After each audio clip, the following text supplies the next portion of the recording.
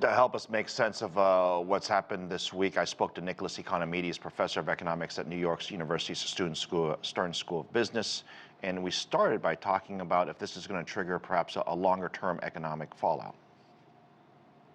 I don't think that we know for sure if there's going to be a recession or not, but we definitely got some evidence this week that increasing interest rates is not without victims. There are casualties.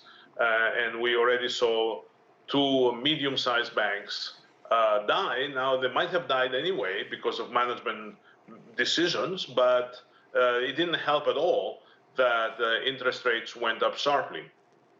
What's wrong with having governments like the Swiss government or the U.S. government, or for any government for that matter, step in and protect financial institutions that they feel are, integral to not only their own country's economy, but to the global economy? You can make a very big argument that SVB, while it's a U.S. company, they did a lot of financing for startups from people from all over the world.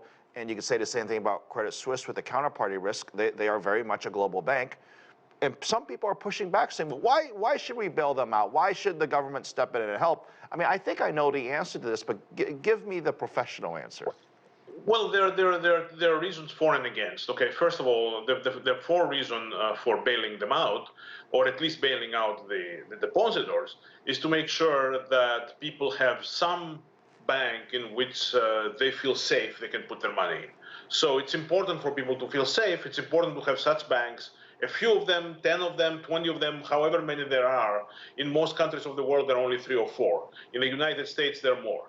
But anyway, to have some banks where the government can guarantee that people are not going to lose their money. Now, the problem is that once the management of such a bank understands that no matter what it does, it's not going to fail, it can take risks. It can take risks that are extraordinary, and if they pay, they capture the profits and they keep the consequences. And if they fail, then the rest of us, the taxpayers, end up paying. Right. I think the point you're making is depositors are sort of the innocent bystanders who deposit money versus investors who are making a bet that the company is going to grow or shrink. And for those folks, yes, in the case of SVB, the shareholders essentially are going to lose all their money. Let's talk quickly about what's happening in Europe and the U.S. in terms of rates. The ECB raising rates by 50 basis points. We have a big Fed decision coming up.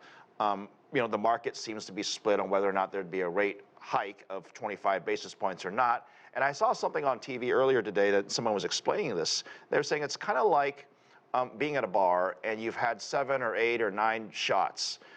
With the Fed giving the next shot or not giving next shot, it doesn't matter because you're already drunk and now you have to face the consequences of what's going to happen, because the penalty you're paying for is what you did over the past 12 months, not what you did today. But that said, what should the Fed do?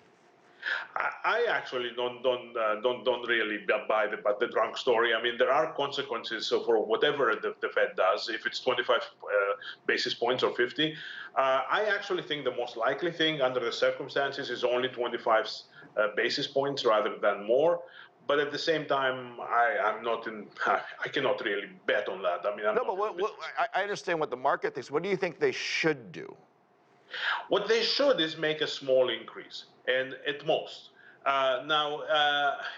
The problem is that the Fed has wedded itself with the 2% inflation target. So once you're wedded to that, you have to keep increasing interest rates until you get even close to the 2%.